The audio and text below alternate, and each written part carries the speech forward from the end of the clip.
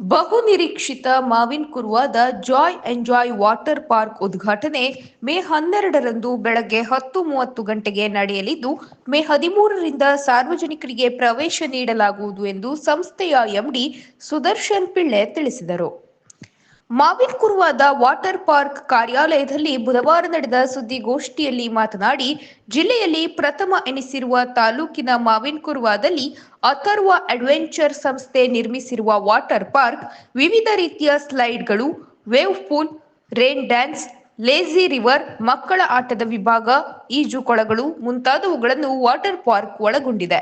ಎಲ್ಲ ವಯೋಮಾನದವರಿಗೂ ಮನೋರಂಜನೆ ನೀಡುವ ಉತ್ತರ ಕನ್ನಡ ಜಿಲ್ಲೆಯಲ್ಲಿ ಇದು ಏಕೈಕವಾಗಿರುವುದರಿಂದ ಜಿಲ್ಲೆ ಹಾಗೂ ನೆರೆಯ ಜಿಲ್ಲೆಯವರು ಇದರ ಸದುಪಯೋಗ ಪಡೆದುಕೊಳ್ಳಬಹುದು.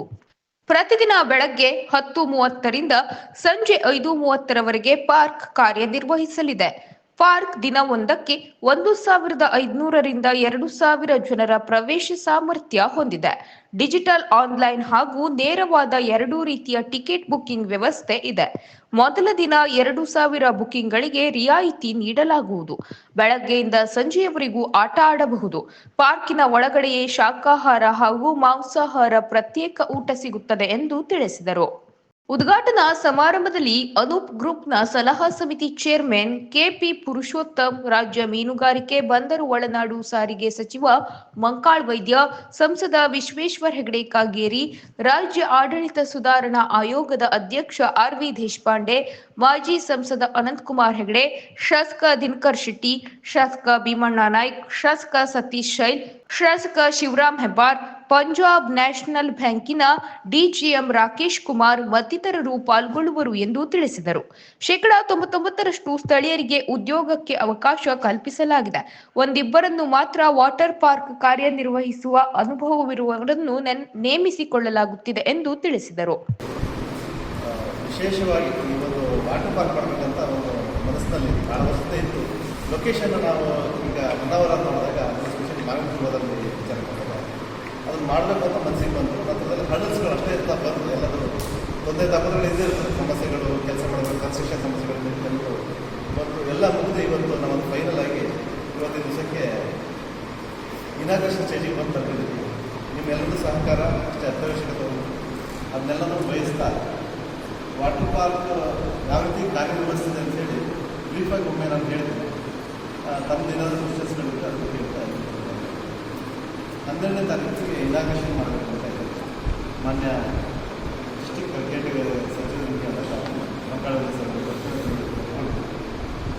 ಅವರ ಒಂದು ಅವಕಾಶದಿಂದ ಹಾಗೂ ನಮ್ಮ ಹಿರಿಯರು ಕೆ.ಪಿ. ಪುರುಷೋತ್ತಮ ಅಂತೇಳಿ ನಮ್ಮ ದೇಶಕ್ಕೆ ಹಾಗೂ ನಮ್ಮ ಬಾಕಿ ಎಲ್ಲ ಸ್ಥಳೀಯ ಶಾಸಕರು, ಮುಖಶೆಟ್ಟರು, ಸತೀಶ್ ಶೈಲಿ, ಭೀಮಣ್ಣ ನಾಯಕ, ಶಿವರಾಮಯ್ಯ ದೇಶಗಳು ಎಲ್ಲರೂ ಕೇಳ್ಕೊಂಡಿದ್ದರು. ಎಲ್ಲರೂ ಬರ್ತೇವೆ. ಆ ಒಂದು ವ್ಯವಸ್ಥೆಯಲ್ಲಿ ನಮಗೆ ಬ್ಯಾಂಕಿಂಗ್ ವ್ಯವಸ್ಥೆಗಳು ಸಹ ಪಂಜಾಬ್ ನ್ಯಾಷನಲ್ ಬ್ಯಾಂಕ್ಗಳು ಸಹ ಮಾಡ್ತಾರೆ. ಸ್ನೇಹಿತರು ಆರ್ಥಿಕವಾಗಿ, ಮಾನಸಿಕವಾಗಿ ನಮಗೆ ಸಪೋರ್ಟ್ ಆಗಿರ್ತಕ್ಕಂತಹ ಎಲ್ಲ ಸ್ನೇಹಿತರು ಬರ್ತಾರೆ.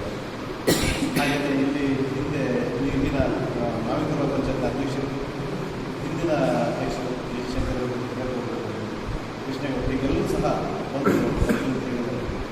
ಅವರೆಲ್ಲ ಸಹ ಸಹಕಾರಗಳು ನಮಗೆ ಅರ್ಥಮೂಲವಾಗಿ ಸಿಕ್ಕಿದೆ. ಆಡಳಿತ ಮಂಡಳಿಯ ಮುಖ್ಯಸ್ಥ ಅಂಥೋನಿ ಕುಂಜನ್ ಮಾತನಾಡಿ, ಪ್ರಕೃತಿ ಸೌಂದರ್ಯದ ಸುಂದರ ಪರಿಸರದಲ್ಲಿ ಎಲ್ಲ ವಯೋಮಾನದವರಿಗೂ ಮುದ ನೀಡುವ ರೀತಿ ಪಾರ್ಕ್ ನಿರ್ಮಿಸಲಾಗಿದೆ. ಪರಿಸರಕ್ಕೆ ಪೂರಕವಾದ ಪ್ರವಾಸಿ ತಾಣವಾಗಿದ್ದು ಎಲ್ಲರೂ ಇದರ ಸದುಪಯೋಗ ಪಡೆದುಕೊಳ್ಳಿ ಎಂದರು. ನನ್ನವರಿಗೆ ಇದು ಸೂಕ್ತವಾದ ಒಂದು ಯೋಜನೆ ಚೆನ್ನಾಗಿ ಮಾಡಿದ್ದೀವಿ ಅಂತ ಅನಿಸ್ತಾ ಇದೆ. ಬಟ್ ನಾವು ನೀವು ಮಾತನಾಡೋದ್ರಿಂದ ಆದರೆ ಅದು ಉಪಯೋಗ ಬರೋಲ್ಲ.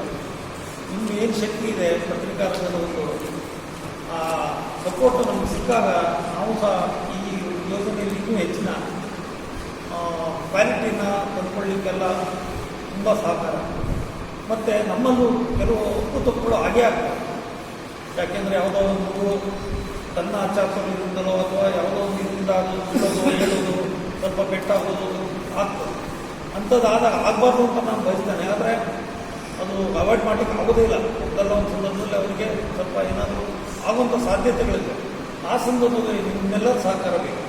ನಾವು ಅವ್ರಿಗೆ ಇಮಿಡಿಯೇಟಾಗಿ ಹಾಸ್ಪಿಟ್ಲಿಗೆ ತೊಗೊಂಡೋಗುವಂಥದ್ದು ಮತ್ತೊಂದು ಆ ಎಲ್ಲ ವ್ಯವಸ್ಥೆಗಳು ಇದ್ದಾಗೂ ಕೂಡ ಜನ ಮಾತಾಡ್ಕೊಳ್ಳೋದು ಅಥವಾ ಪ್ರಚಾರ ಸಿಗೋದು ಭಾಳ ಆಗ್ತದೆ.